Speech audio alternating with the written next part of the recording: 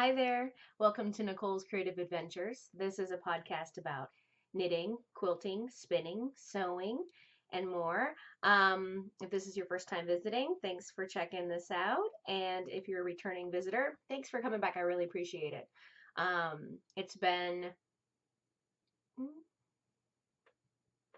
two, two I think it's been 2 weeks, maybe 3 weeks since I last podcasted. It's because I think it's 2 weeks because I went out of the country for work and it was a great trip. I went to Israel, Palestine. Um, this is my third time there, so I love it there. But every time I come back, I always say I left a piece of my heart over there. And so I had a great trip. For those of you that were wondering how my trip was, it was great. I posted some pictures on Instagram. I didn't take a lot of photos because it's my third time. The first time I went, I think I took over 1,000 photos. Seriously. And the second time I went, I think I took around 400 to 500 photos. Um, Different trips, different purposes. And then this time, completely different trip. This was a team building leadership um, event or trip with my coworkers. And yeah, I just let everybody else take pictures. I think I took like 118 or something. So drastic difference. I really just wanted to see everybody else's pictures and their perspectives. Um, so I took pictures of things that I've never seen before, and I took pictures of people, and um, there are not very many pictures of me on my phone, but I know that I was captured on lots of other people's phone or camera and that kind of stuff. So I probably won't share a lot of pictures. I mean, unless you guys want, I don't want to bombard you with things. So if you're interested in my trip, what I did on my trip, and some pictures, I'd be more than willing to throw that in, maybe at the end cap of my next podcast. Just shoot me a message on Ravelry or even on this YouTube podcast page or on Instagram. Speaking of all that, here's how you can um, contact me or follow me.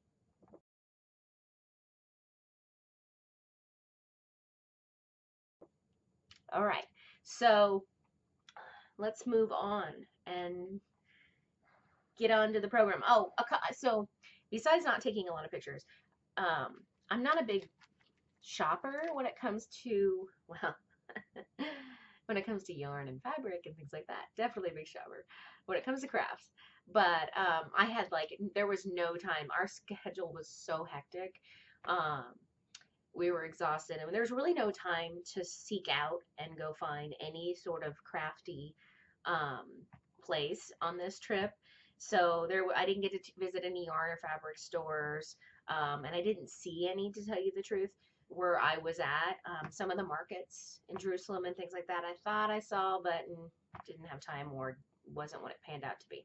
So anyways, I what I mean by not a big shopper is I'm not a huge souvenir type person. I will get usually one or two things max, and I also don't usually shop for other people on my trips because the truth be told is I always feel like I'm not getting them truly what they want.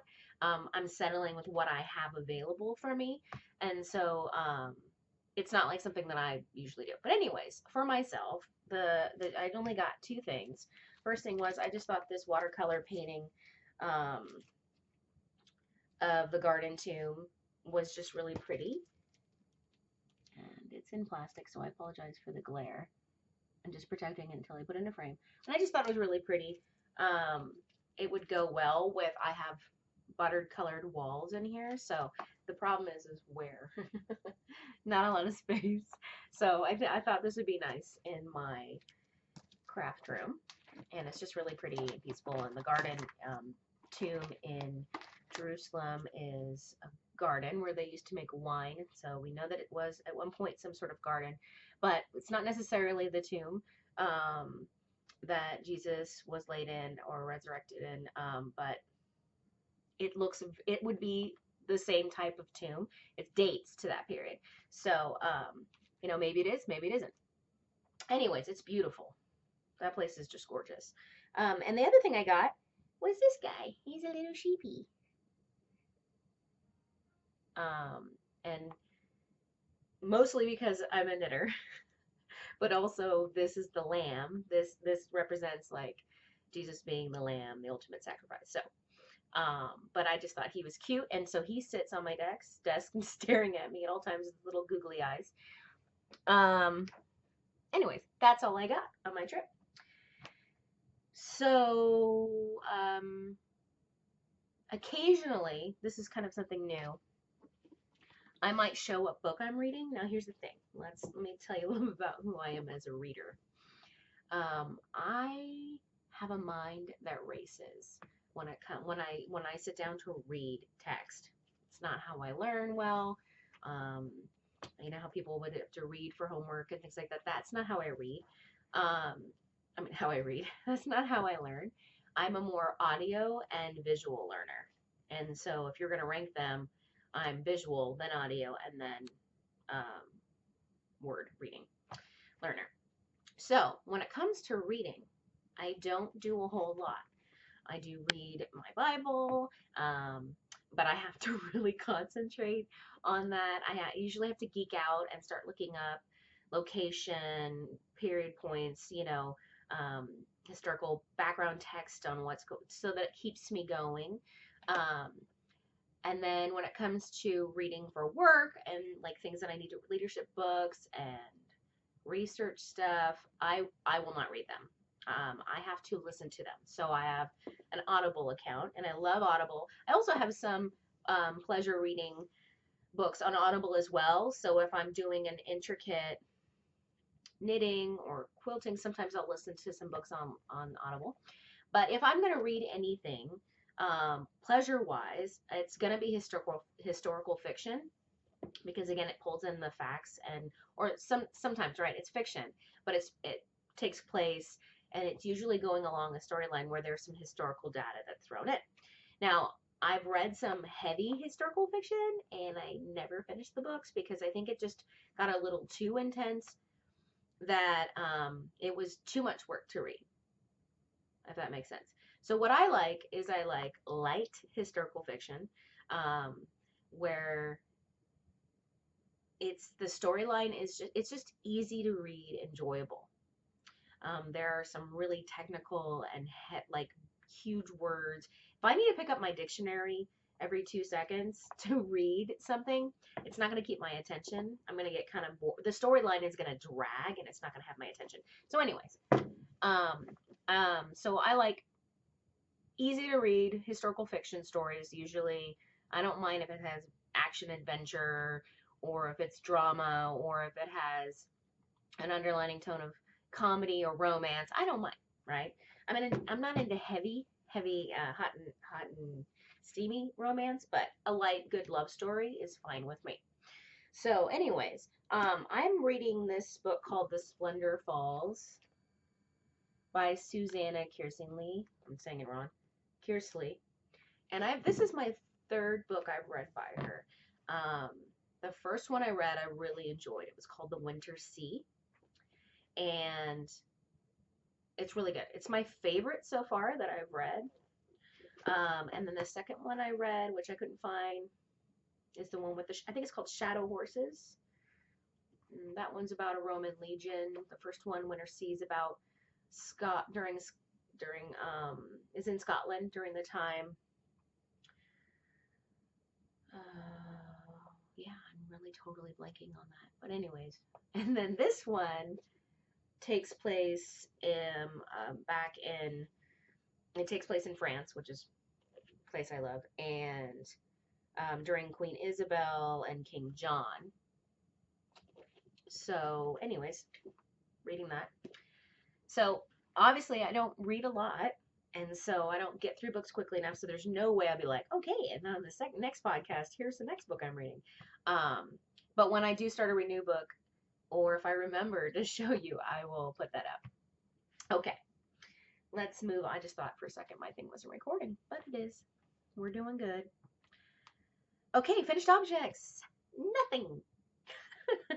I have been doing stuff, but nothing. Regarding finished. On my trip, I had prepared a couple projects for me.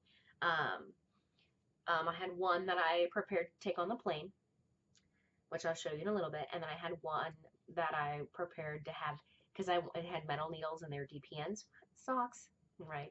And a no-brainer thing so that I could be knitting on maybe on the bus while we're going to and fro places if I had time, and be able to talk to people while knitting because I didn't want people to think that I was not wanting to talk with them.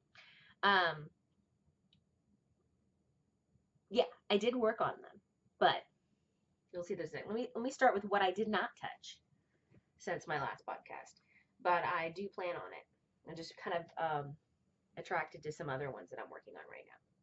So this is the Merlot shawl by Elise Dupont, and it's a paid-for pattern, €5. The yarn I used is Sweet Georgia yarn, and I'm done with the brown on this project, so this is all that's left. Sweet Georgia yarn, Tough Love sock in auburn. I don't have the details on it. Oh yeah, I do. Just kidding. Just in case you're wondering. Well, let me show you the project so that you can see if you even like the yarn.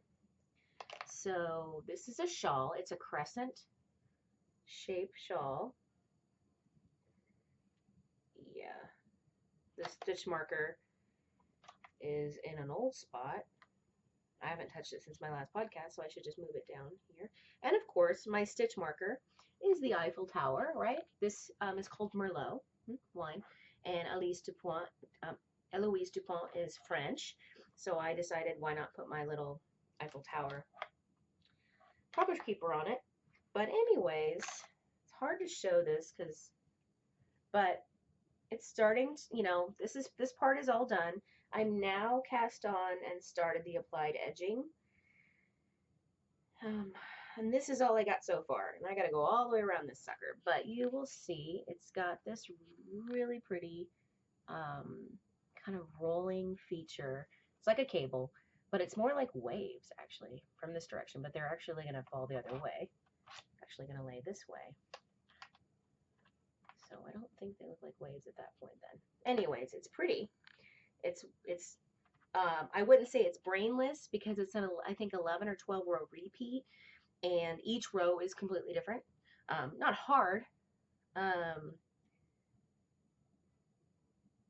Maybe the purl size not a different. They're all the same. But either way, this is something where I have to constantly have it out so that I don't forget where I left off because it's not the easiest for me to figure that out.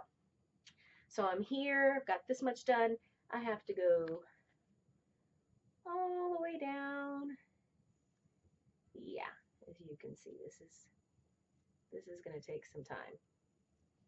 But I love it.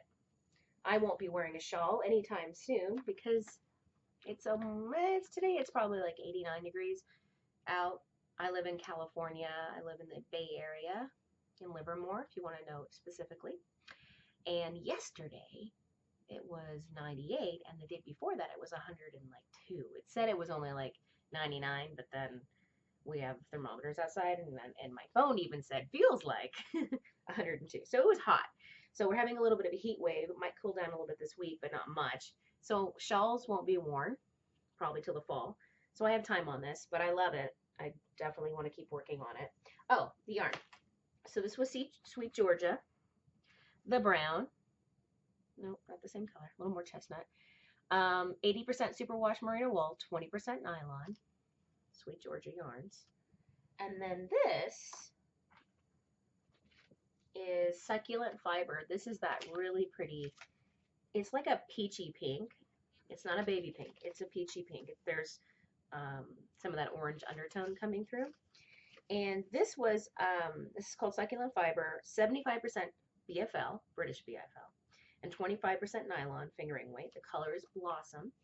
And this came in I believe my Fiberista monthly sock club, which I just decided to cancel.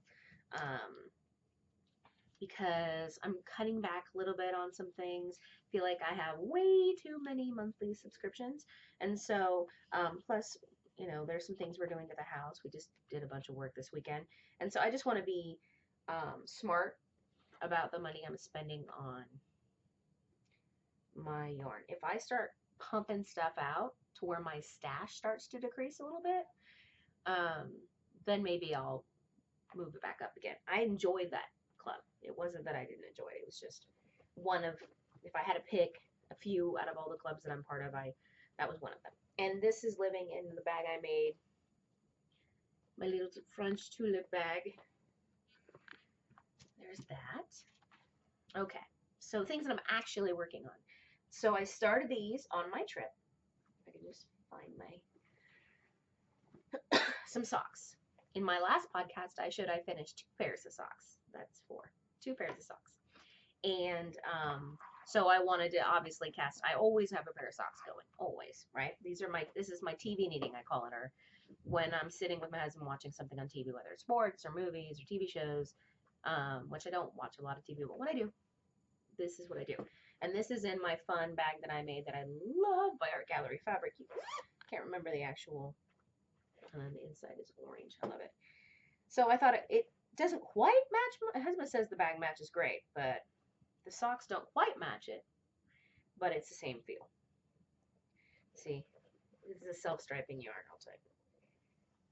Might as well, yeah, they're stripy. Okay, honey, that's how it works. So these are just a top-down vanilla sock, and this yarn is by Coloring Book Yarns. And I actually saw this post when she was knitting a pair of socks up. The woman that dyes the yarn, she threw it on her Instagram account, and I saw that, and I was like, whoa, I want those. The yarn, because I wanted my own pair. And sure enough, I was quick enough, because I think I might have bought the last skein or second to last skein, because literally the moment I bought it, I went on Instagram and said, I bought myself a skein. I can't wait to knit those up. And then someone Instagrammed replied after that, where did you buy it? I just went on her site. I can't find it. And I'm like, oh, and I went back on and it was gone. So I could have been the bad guy. But I know that she will definitely probably dye up more because it's really popular. But this color is called Sweet Tooth. Here it is, and it's a little tangled of the red. Come on, light. There we go. It's kind of blown out just a little bit. That's better. It's got pink, red, like a mint color. So baby pink, a little darker pink, mint, red, and this awesome like mustardy yellow, which is interesting. It is the interesting color in this, which is why I like it. This is fingering weight, 400 yards, 80% superwash merino, 20% nylon. And here is her little thing, Coloring Book Yarns. So great self-striping. I'm really liking it. That's all I got so far. Now, when I cast these on the trip, on the bus actually. These made it because they were in my check bag. Well, my other ones made it too, but because these are double pointed needles and they're metal, these were not going on my carry-on. So I cast them on, and I believe I got down to just below this first red bar here. That's all I got done on the trip because we were exhausted and we were busy and we were having fun and we were talking. And yeah, I was never at the point where I was like, I'm bored, I'm gonna knit. You know what I mean? And plus, when you're talking to someone, if they're not right sitting with you, because I actually we didn't have a full bus, which was nice because my backpack was big enough that it would just take up a whole seat, it seemed like. But if they're not sitting right next to you to where you can knit and chat, then they're talking behind you or they're like over the front, and so it's just weird. It's just more like I would just move and sit and talk to them. So, anyways, I think I only knit twice on the bus, and obviously not for long. But I love those socks. The next thing, oh yay! So this is in my little animal bag. And this is part of my Knit Beyond Expected cow that's going on in my Ravelry group for my podcast. And this was just basically saying, hey, at the beginning of the year, when you put your crafting goals together, what do all of a sudden you want to craft? I guess it's knitting. because we're talking about knit beyond expected. What goals knitting wise did you not put on your goal sheet back in January that you wanted to in May? Yeah, all of a sudden you're like, what do I want to do? And for me, that was knitting my first toy. So here's what I got so far. It's an elephant. Here's his head, and I'm just knitting down the neck and the body, and I'm about to separate for the arms. That's all I got so far. So the story behind this is that I started this when I went up to a friend's cabin in the end of last week, literally last week of April. I had brought it up there, cast it on. I forgot to bring stuffing with me. So all I had gotten, and the ears were not on there. Ears I just knit today, actually. I pretty much got to right about right here. So all I had was this round head. And then she's like, okay, and now we start stuffing. And I go, oh, forgot the stuffing. I literally pulled the big bag of stuffing out so I could put some in a big Ziploc, but forgot that. So anyways, today I finished the trunk, and I put on the cute ears, and I'm working my way down. So I'm really excited. My husband really likes it. I don't know if I'm going to be able to give this to a little boy. The goal is this is going to go to a little boy, one of my friends that has a baby boy.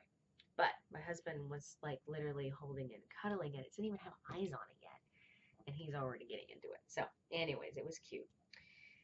And these are the Knitter's Pride marbles. These babies here. And they're like really fluorescent. They're not looking fluorescent right now, but they're really fluorescent. I really like these. They're super lightweight, so I think great for toys. I wouldn't knit socks with them because they're not a super, I wouldn't say they're a blunt tip, but they're not super sharp. And so I love metal needles for DPNs. And then when you're knitting with fingering weight, you don't want to use wood because they'll break, because there are certain places where you're knitting pretty tightly. Anyways, so here's my little guy, and I am using Cascade 220 Superwash, 100% superwash. I want this guy to be able to go in the washer, and maybe tumbled low, light dry. And this colorway is 874, and it's basically just a warm gray. It's got a little bit of brown in it, or tan, which is why I like you, little guy. Okay, and I love knitting the ears on. That was fun. This is a seamless toy. Oh, let me tell you about it. Susan B. Anderson is the designer. She has a book called Wee Ones, but I'm actually doing her, because it's my first toy, I'm taking her Wee Ones Craftsy class, where you can learn to knit the elephant, a hippo, or a bunny. The heads are different, but all three of them use the same, from where I'm cast on here, all down is the same body. Then you can add a tail and eyes, and all those are all customized towards the animal. But so the elephant's head, she said, was one of the more tedious ones, which I didn't feel like it was tedious at all. So if that's the tedious one, the rest of them will be pretty easy. So anyways, and with the Craftsy class, you get all three patterns, and you can watch it anytime. I love Craftsy. It kind of helped me learn how to knit some intricate socks. So I've learned a lot from Craftsy. And then the last knitting project that I'm working on, I mentioned in the last, and this is in another one of these bags that I've made. You know, I kind of make my own bags, but it doesn't mean I don't buy bags. Just, I think the two bags that I have purchased currently have UFOs in them. Okay, so this project is called The Great Divide Shawl, and it's by Michelle Brown. And yes, I'm knitting two shawls at the same time. I know, I'm crazy. I normally don't do that. This one is a fun knit, like easy. Like, this is a no-brainer knit. I can do TV. I can have a conversation with this knit too. But I really like it because it's got two to three colors of yarn. So anyways, this is, so when I actually I didn't cast on the last time we had a project. I talked about it. but I showed the yarn, I believe, but I didn't go into the details. So I cast this on literally the day before I flew out to Israel, because this was going to be my project for the plane. And I did knit on it from the flight to SFO, from SFO to New York to JFK. I knit on it for probably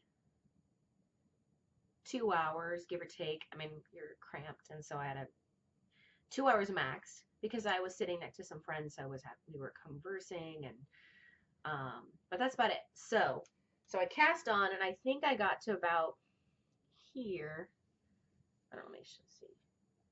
I didn't put a stitch marker, but I'm pretty sure I had 1, 2, 3, 4, 5 rows of the main color. And the main color is the variegated color that you see there. That's all I had. But since then I've done this. And it will take a while. This sucker, to knit one round, which is 2 of the main color, and then, or 2 of the contrasting and 2 of the main. The contrasting color is obviously this solid-ish, because it's really not a solid, but it is close to a solid compared to the other one. Solid-ish kind of maroon color. I think it looks pretty. I know that I could have done a more contrasting color, but I kind of like the dark and then this variegated popping through, and it's really coming up nicely on the screen. So I have a lot to do. Here's the yarn. So the main color, which is the variegated, is Madeline Tosh Yarns in her Tosh DK, or her Madeline, so I think, in their Tosh DK, 100% superwash wool, superwash merino wool, 225 yards. So you need one of these babies, and one main color. It doesn't have to be variegated like mine. And then the other one, I have to look at my notes because I lost. And this one, I bought this yarn probably 3 years ago. So this is a deep stash, which is exciting to me. This is called You Need Colors, is the name of the brand. And if you look up closely, it's kind of like a tweed, or it's not a tweed, but it has the dark and the purple and the, okay, it's not coming up there. You can kind of see it. It's not a solid. It's like a tonal, I guess you would call it. I'm horrible at that. Maybe if I start dyeing my own yarn someday, I'll be way better at understanding the terms regarding colors. You need color, and you like EWE. This is their shepherd's wool, and it's their worsted, and it's a light worsted, and that's why I was able to work it well with the DK. And it's 100% merino wool. Is it superwash merino? I didn't even write it down. I think it's superwash merino because no, it's shepherd's wool, so I don't think it is, which is fine. It will survive. And then the needles I'm using is the Addi Turbo. I think they're Addi Turbos. I got these a long time ago, and I'm not super happy with the joins on this one because you probably can't see. Yeah, you can't see them. But there's a little bit of fiber sticking out because it gets caught on there. But I think they're Addi Turbos because, well, I don't know. Made in Germany, US 8, 40-inch circular needle. Doesn't say the name of the company, but I think it might be Addi Turbos because it's got that gold or that bronze colored. I like the cable, I just don't like the join. Both joins are not fabulous, but I bought these needles probably 10 years ago. And I'm using as a stitch marker, which I just placed today, so I can keep track of where I'm at since my podcast today. It's a stitch marker I just got. Let's see. Hello, move it over. This is hard to do. It's a heart, and I can't get it to stop moving. There we go. And this came in my first installment of the Jane Austen Sock Club, Yarn Club, by a Homespun House. And I'll show you that yarn later. It's gorgeous. But I think that's a cute little stitch marker, and that's what's going to be on my Great Divide shawl. and I knit on this yesterday. I haven't been able to get a lot of stuff knitting done, but nonetheless, I'm making progress.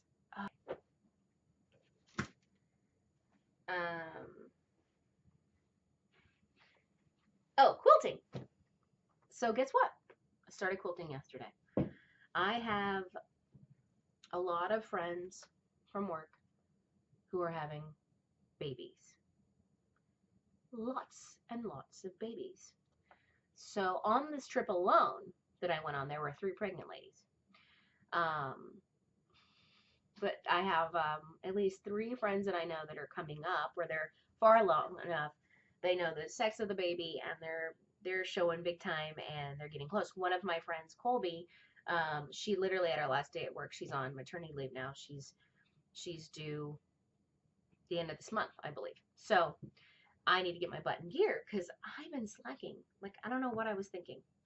Like, I thought maybe I'd make like baby jackets. I thought those would be easier, but I just realized, what are you doing? Colby, I gave her older son Carter a quilt, so I can't give her new baby girl something that's not a quilt. It's just not fair. So luckily, the next 3 women that I know that are having babies, I know there are more, so I'm probably forgetting about somebody, but are all having girls, which is yay, because all my friends were going through this boy phase, and boys are harder to make quilts for, I think, because the fabric selection is a little more limited. Everything tends to be a little bit more girly. So what I decided, and I had showed this quilt, she had told me that for her bedding, it's going to be red and teal, okay, because she's going to be sharing a room with her brother Carter, and his colors were like very patriotic, but not in that meaning, but they were red and navy blue, and I think there was some gray, and so it's not super patriotic, but red and blue comes to me, I think, of the flag. But so they're gonna be sharing a room, so the colors have to be complementary. So what I decided is I had this quilt top that was practically done. I just needed to throw a border on, and I was gonna throw on a blue border, and then I realized, no, I can use the red that's popping in the quilt, and it's kind of a red orange. It'll be okay. And there's teal in this quilt, so I thought, this is it. It's beautiful, and any girl would love this quilt. So this is what I got so far. So you'll see there's lots of red, there's some teals, there's blue, there's green, there's yellow, there's floral prints in here. So I'm not afraid about it being feminine enough, because let me get closer. And then I decided to pull out the red and use the same, this is all from the same line. This is the red border. And then for the binding, I'm going to go with this, which has teals and red and blue. So if Colby's watching if she watches my podcast, that's going to be the quilt. I have no clue what I'll do for the backing yet. Might even be a solid because the front's so busy. So that's that quilt. The next quilt friend who's having a baby, her name is Naomi. She was my roommate, my roomie on the trip I just got back from. But she said pink. Pink, whatever they're going to do for her is pink. She's not as far along, but she's not too far behind. Let's just say that. So I need my tushy and gear as well. Well, what do I have already? Sorry, I have a little bit of apple in my tooth. What do I have already in pieces or tops that are done? None of my tops that are done are baby size or in pink. So, but then I'm like, I have a quilt that I was piecing this quilt. I knew it was going to be a baby quilt for a baby girl. I had no one in mind, but it was kind of my in-between quilting. So, you know how if you quilt, when you're doing chain piecing, occasionally you will reach the end of what you're working on, and then some people will just cut their thread, or some people will take a little piece of fabric and then run it in, because it saves thread. Because when you cut your thread, you tend to have some left over from your last piece, And then you have, so you end up with like this much thread being used. I think it's called, like they say, about 6 inches at least. But if you have a little bit of fabric underneath the quilt, I mean underneath the foot while you're in between pieces, you're maybe only using 1 to 2 inches of thread. So, but instead of using that little, like you spend the time to put that little piece in there, I thought, what if I just piece another quilt? So every time I need, and they're called leaders, enders, they're called, well, lots of different things, but there is a book called Leaders, Enders, which is a quilt specifically made, or a book with quilts made this way. So if I was quilting, let's say I was working on this block right here, and at one point I've done the seaming on these 2 blocks here, right? And I need to pull it out, and I need to add another piece to it, or I need to iron it, then add another piece. Instead of me just cutting my thread, I literally just, right after it, sew in something for another quilt. And in this case, I took, I don't remember the name of the fabric line, but these were called little candy bars. The bars were, I believe, 3.5 inches or 4 inches. So anyways, I'm doing this traditional block, totally traditional, but I basically would just sew these 2 together in between, then sew on the other quilt, sew these 2 together, sew on the other quilt, sew these 2 together. Next thing you know, I've got enough for a whole freaking quilt top. So, and you'll see that I'm chain piecing right now on these, and I'm about to, so they're going to be, they have this pink border on them, and then I'm going to put, I'm not too sure what I'm going to do in between these blocks. So they're not going to be like next to each other like this. I mean, they could actually, now that I think about it, to make a thicker pink. But I think I might put something in between them. But I have a whole pile of them over there. I definitely have enough to make a quilt top for a girl. So this will be for Naomi's little girl. And so that's 2 quilts done. 2 quilts planned and in process. Quite a far in process. As for my friend Dana, she's having a little girl. She's going to be called Kennedy. She still hasn't chose colors for her nursery yet, so, and that gives me time because she's not the farthest along. So I have quilting to do, and it feels good to be quilting again. My machine was happy to see me because I've been very spinning, yarny, knitting centric. Okay. Spinning so far. Speaking of spinning, nothing since I got back from my trips. Nada. I have plans, but I haven't got to it. Let's go into stash advancement. We'll start with fabric. This is another monthly club that I unsubscribed from. It's my fabric monthly club. I have so much fabric. Like if I could cut back anywhere, it's fabric. So it's my only quilting monthly club, but I decided I'm so overstocked on art gallery fabric in general that I don't need to keep adding to my stash. I need to start using my stash. So this was the May Art Gallery fabric line, and I believe I think Art Gallery actually put it out. It's called Oval Elements. I didn't see a designer on this label, but I'll just kind of flip through it here for you. So we've got some pretty, it's very random. This is like a stash building. I believe it feels like a very stash building type of line. I think I get like 24 fat quarters too. So like this was not a cheap monthly membership. I mean, it's priced exactly where it should be, but for the amount of fabric you're getting, it gets expensive, right? So, yeah, you're going to see the same designs, but in an array of colors. And this is getting heavy on my arm. That's how heavy it is. That's how much fabric there is here. Actually, I really like this one. Oops. Let's put this one down. Let's go back. This is where I left off. This one's actually really pretty. I don't know why I like that one so much. It's actually gray and it's coming up blue. This is coming up yellow. Let's move it closer. It's orange. And the last one, pink. So, this is a cool line. I could see this. These are great designs to be thrown in pretty much any quilt. And the color variety is so... I probably won't... You know how a lot of times I'll say I'll keep a collection together because I just think the artist did such a beautiful job creating it. There's no reason for me to separate it from its sisters and brothers. This is one where I'd say, okay, I'm going to separate these and put them by their color family, their other family, and not keep them together. I could easily make multiple quilts out of that. I mean, that's 24 fat quarters. You can make 2-3 quilts easy out of that, depending on the size, of course.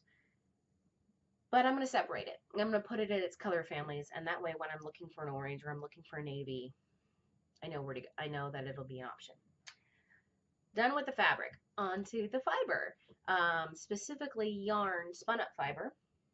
First one is my Sunrise Fiber Co. monthly club.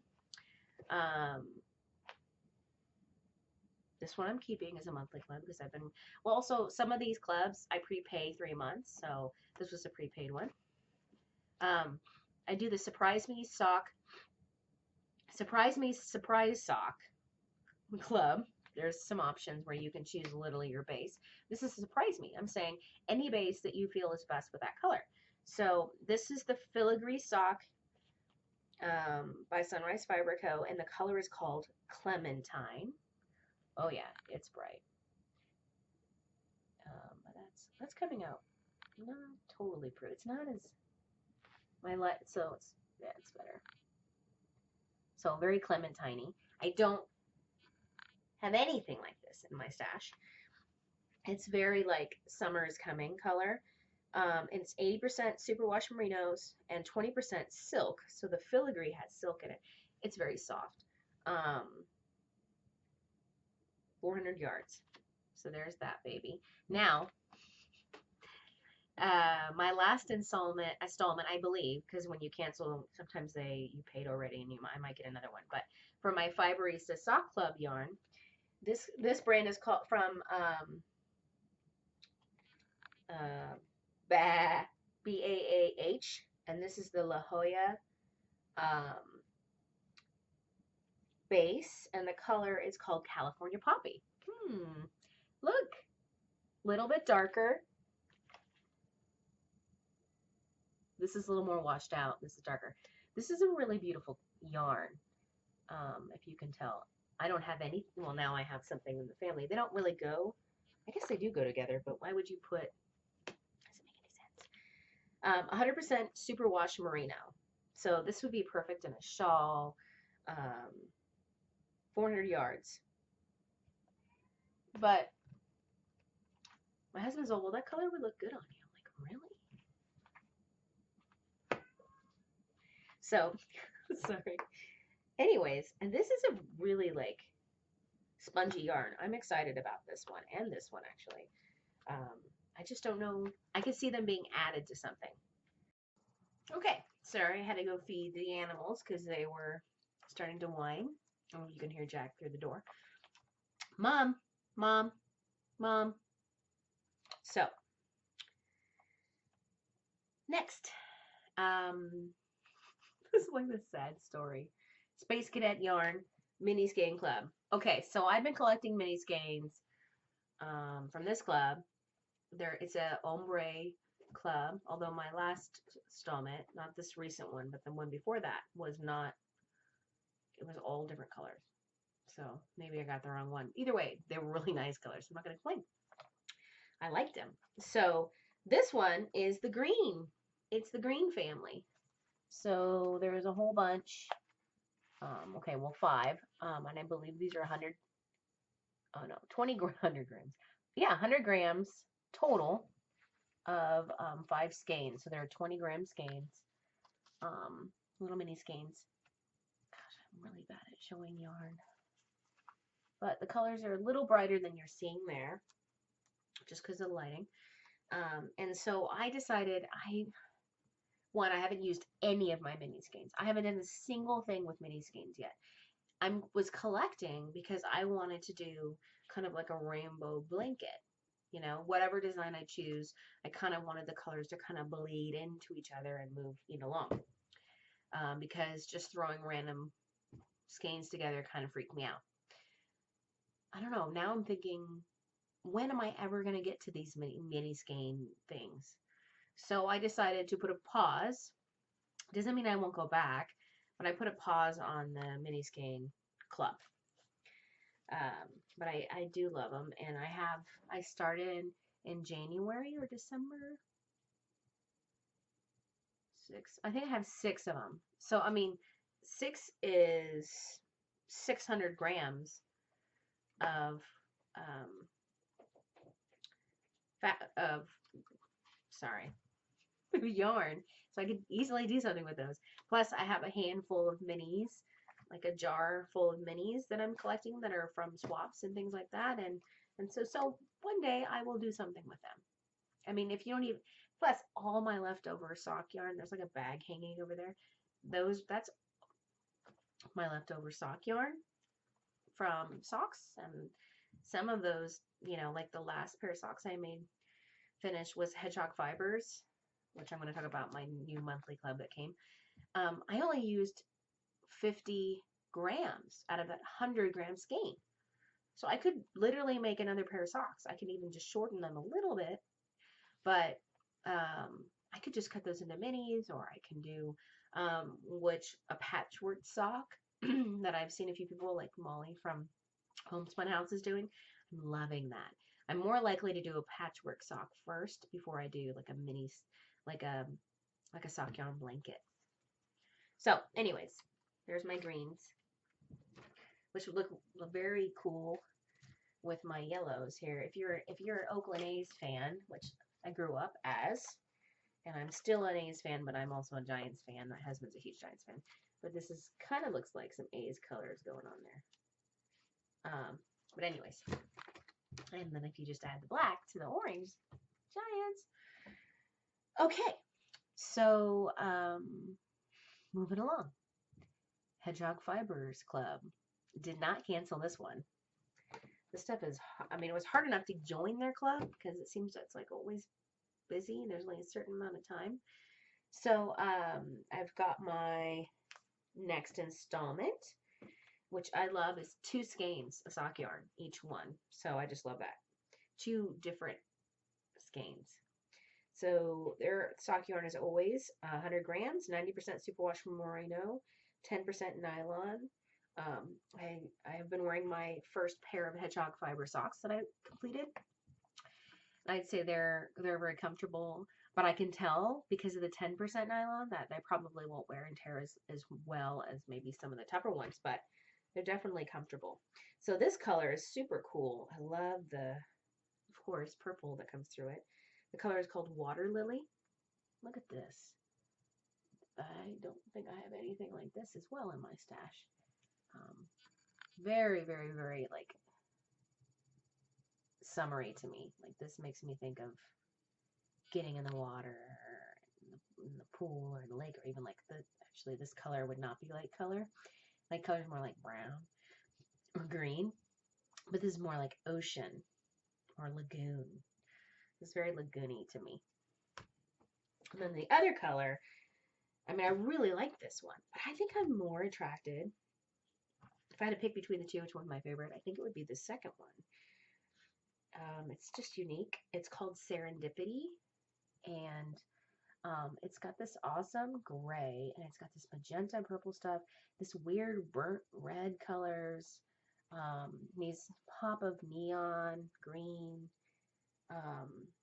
It's just, and these darker grays, and this blue. I don't know why. I just like this one a little bit more. Although this one is stunning to me. So, I don't know. Maybe I like them both the same. I just can't pick. Hedgehog fibers. Last skeiny yarn to show you was what I was talking about earlier with that stitch marker with the heart on it. This is the first installment from the Jane Austen sock yarn club from Molly from the Homespun House. And this is for Jeunesse fingering, which I've never used before or seen in person. It's a single, 100% superwash single ply merino.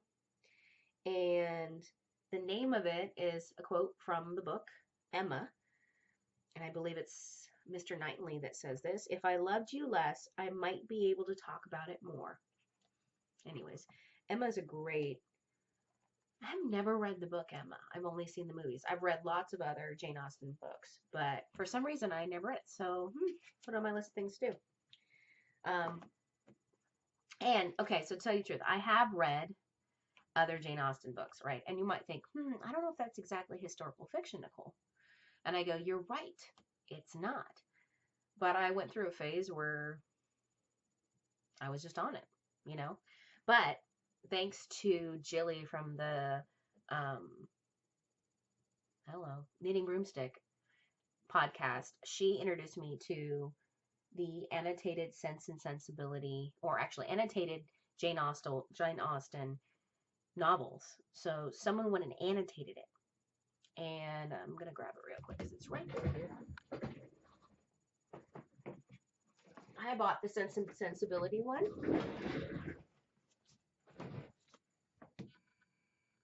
Obviously, I'm not reading it just yet.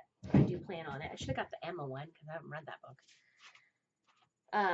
What I love is, okay, this is up my wheelhouse. Like, Jilly, if you're watching this, thank you so much for teaching me about this. So literally on the left page, let me get out of the introduction because that won't work. On the left page, sorry, I'm just looking at it. It's so pretty. There's, on the left page, there's the novel, okay? On the right page, there's all these numbers.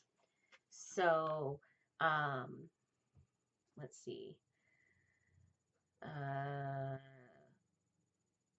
Let's see. Basically, it defines words for you that are a little on the larger side. It talks about, like, for example, 626 was scruples. Scruples means hesitations.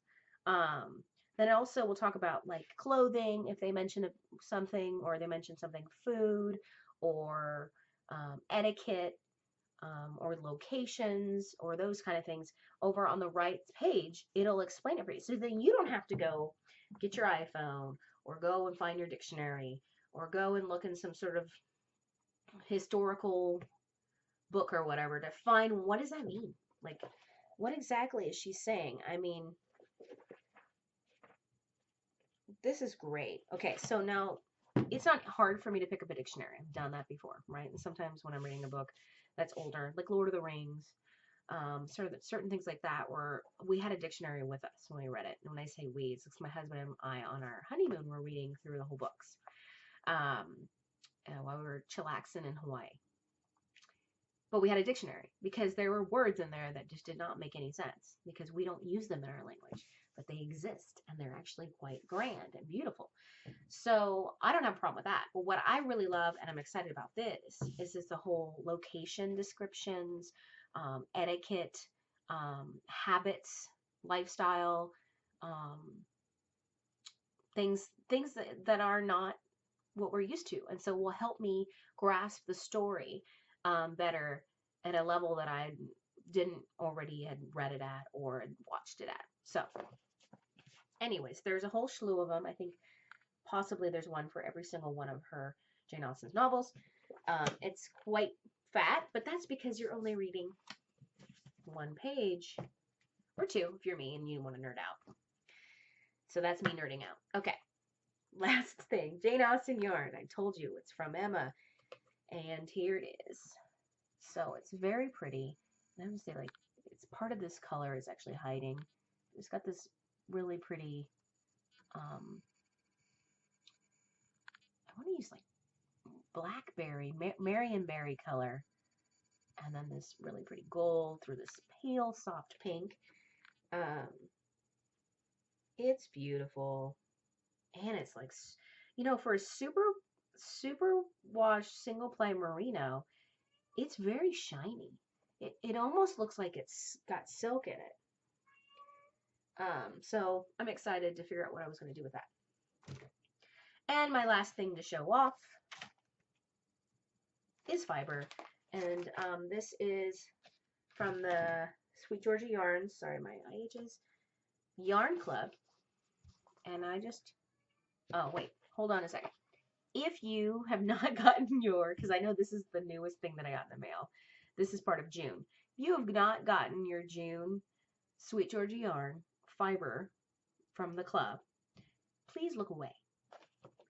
All right. So anyways, what I like about her club is that she sends this info sheet.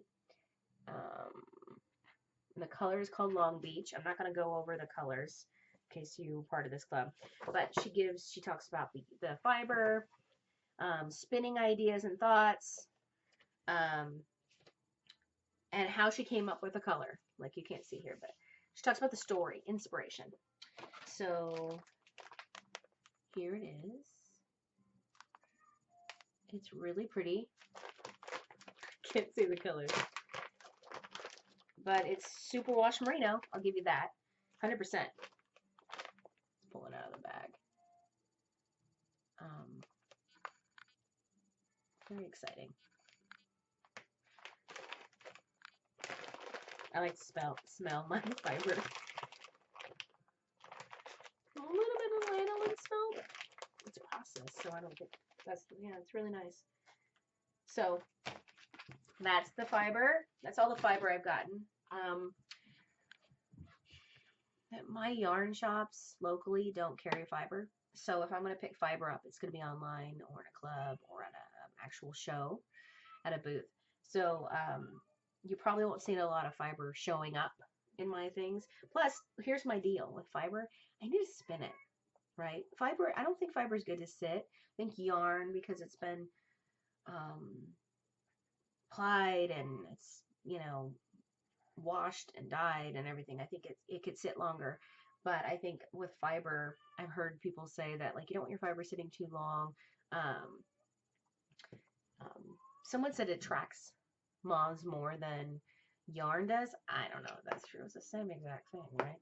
And then the other thing is if it gets squished up, or because you can also, depending on the type of fiber, you can also felt it if you're messing around with it or if it's not being stored properly. So, and fiber tends to take up a little bit more space than yarn does, if you know what I mean, because it hasn't been spun into pretty little yarn. So that's all I got today. My plans. My cat is throwing a fit. What, Bubba? You want to come in? Okay, he said yes. Hold on. Okay, and here's Jack. He wanted to say hi. You want to say hi to everybody? Come here. What? What's that? That's just a toy. Say hi. Okay. He's kicking his feet around. I don't like being held like that, Mom. Okay, so here's Jack making his appearance. What? Oh. He likes to pet himself sometimes. If I'm not going to do it, he'll do it. But yes, podcasting plans. Pretty sure I can podcast in my normal 2-week program. It'll be Father's Day weekend, but I could probably fit it in. And then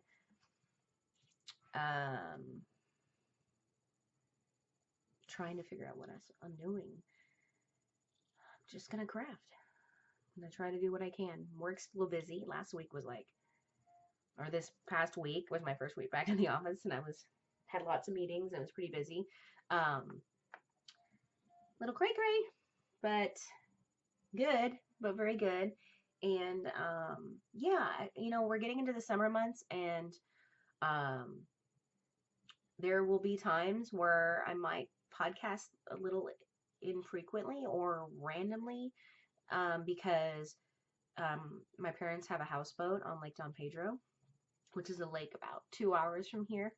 And anytime during the summer we can get an opportunity to go up for the weekend, we might do that. And so that might put a hindrance on some of my podcasting, but I could try to work around that. And so maybe I do 2 to get 2 back to back, 2 once a week, and then I miss 2 weeks, and then I do 2, you know what I mean. So, oops, my water bottle snapped. That's all I got. I hope you guys are doing well. Happy crafting. How are you doing with your knitting goals or your quilting goals?